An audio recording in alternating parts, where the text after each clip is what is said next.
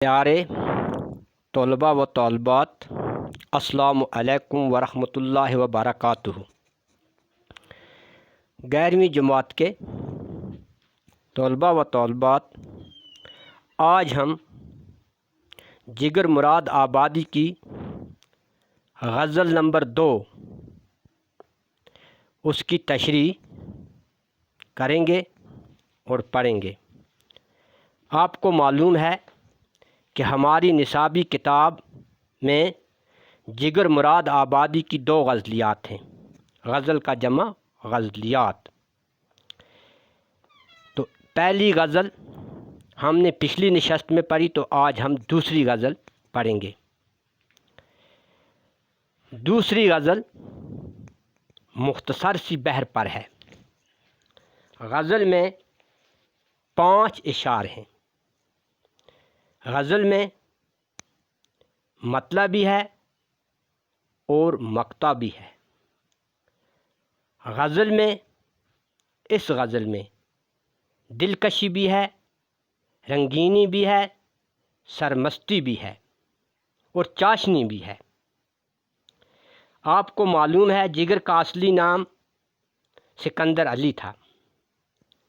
तो आज इस गज़ल का पहला शार में आपके सामने पढ़ूंगा, तो उसके बाद उसकी तशरीह होगी।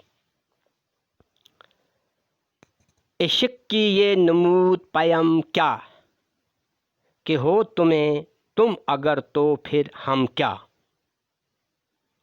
इश्क की ये नमूद पयम क्या, हो तुम ही तुम ओ अगर तो फिर हम क्या।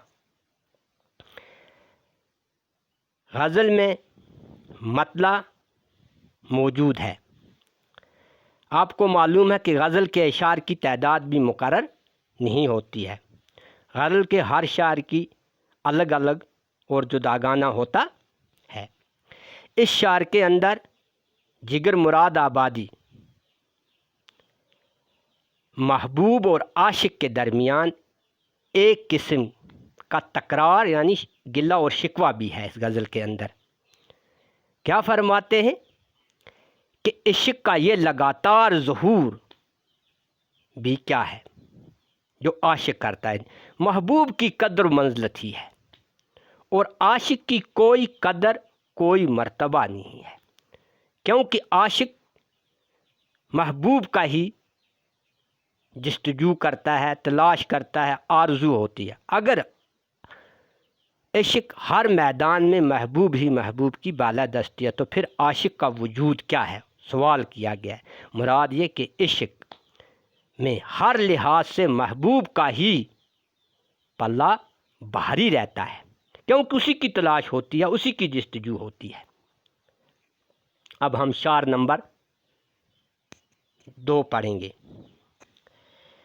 जुज़ तेरे कुछ नज़र नहीं आता, आरज़ू बन गई मुजस्सम क्या। जुज़ तेरे कुछ नज़र नहीं आता, आरज़ू बन गई मुजस्सम क्या। मुजस्सम बोलते हैं सरापा पाईकर। आरज़ू आपको मालूम है ख्वाहिश, तमन्ना। शायर फरमाते हैं कि मेरे दिल की वाहिद आरज़ू है, जो एक पाईकर की मानद, मुजस्सम की मानद, मुझे तुम्हारे सिवा कुछ भी नज़र नहीं आता। ज़ाहिर है जब दिल में एक ही आरज़ू हो, एक ही तमन्ना हो, एक ही ख्वाहिश हो, तो फिर उसके सिवा कुछ नज़र नहीं आता। यानी मुझे अपना महबूब ही नज़र आता है, क्योंकि अपने महबूब की तलाश में शायर है। आपको मालूम है कि शायर पहली ज़िंदगी एक अंदाज से गुजारी, तो आखिर बार इन्होंने तौबा करके राह रास्त पर और पक्के और सच्चे मुसलमान हो गए, जो यहाँ पर इन्होंने ज़ाहिरी तौर पर भी दिखाया है। फिर हम शार नंबर अब 3 पढ़ेंगे, तो उसकी तशरीह करेंगे। इन निगाहों के सब करिश्मे हैं, निगाहों के सब करिश्मे हैं, वरना ये इज़्तिराब पयम क्या। शायर जिगर मुराद आबादी فرماتے ہیں نگاہوں نظروں میں، یعنی اضطراب، بے قراری، بے چینی۔ پیم، نمود پیم بولتے ہیں لگاتار، جس کو ہم بولیں گے حضور کو۔ یہاں پر شاعر فرماتے ہیں ہم لگاتار بے قرار رہتے ہیں، بے چین رہتے ہیں، اضطراری سی حالت رہتی ہے۔ یہ محبوب کی نظموں کے قسمیں ہیں۔ قسمہ عجیب و غریب چیز ہوتی ہے جو انسان کی نظر سمجھ نہیں پاتی، عقل نہیں۔ کچھ ایسے کرشمے ہوتے ہیں جو انسان حیران کر دیتے ہیں، حیرت انگیز باتیں یا کرامات بھی ہم کہہ سکیں گے جو انسان کو حیرت کر دیں گے، لیکن یہ میرے محبوب کے ہی کرشمے ہیں، شاعر کہتا ہے۔ یعنی میرا محبوب نظروں میں وہ جادو ہے، میرے محبوب کی نظروں میں، شاعر فرماتا ہے وہ جادو ہے کہ ہم ان کی نظروں کا شکار ہو کر، کس کی نظروں کا شکار؟ محبوب کی نظروں، ہر وقت اضطراری حالت میں رہتے ہیں، بے قراری حالت میں رہتے ہیں، بے چین حالت میں رہتے ہیں۔ یعنی ہمیں اب محبوب نے ایسا جادو کیا ہے کہ ہم اس کی نظروں میں ہر وقت بے قرار رہتے ہیں۔ اب ہم چار نمبر 4 پڑھیں گے، تو اس کے بعد ایک چھوٹی بحر ہے، لمبی طرز پر انہوں نے یہ غزل نہیں کی ہے۔ موت کی نیند چھا جاتی ہے، کہہ چکا میں فسانہ غم کیا ہے۔ شاعر نے اس شعر میں دنیا کی بے ثباتی کا ذکر بھی کیا ہے اور اپنی ایک کہانی بھی بیان کی ہوئی ہے، اپنا ایک دکھ بھی اظہار کیا ہوا ہے۔ شاعر کیا فرماتے ہیں؟ غم کی کہانی کا تاثر ذکر کرتے ہوئے جب میں اپنی غم کی کہانی سنا چکا ہوں، وہ کہانی اس قدر، میری کہانی شاعر کس کہتا ہے، اس قدر دکھی بھری تھی کہ سنانے کے بعد زندہ رہنا مشکل ہو گیا، کہ میں وہ اپنی کہانی بیان کر کے پھر دوہرا کے وہ داستان، وہ فسانہ میں اب زندہ نہیں رہ سکتا ہوں۔ کہانی سنا کر مجھ پر ایک رکت طاری ہوتی، یعنی موت کی نیند طاری ہو گئی۔ مراد یہ کہ میرے غم میں حد سے زیادہ شدت ہے جو قابل نابرداشت ہے، جو میں قابل برداشت میرے لیے نہیں ہے۔ اب شعر نمبر 5 کے اندر شاعر، جس میں شاعر نے اپنا مقطع بھی پیش کیا جس سے تخلص کہتے ہیں، کیونکہ آپ کو معلوم ہے کہ ان کا تخلص جگر تھا، تو یہاں پر انہوں نے تخلص بھی پیش کیا ہے۔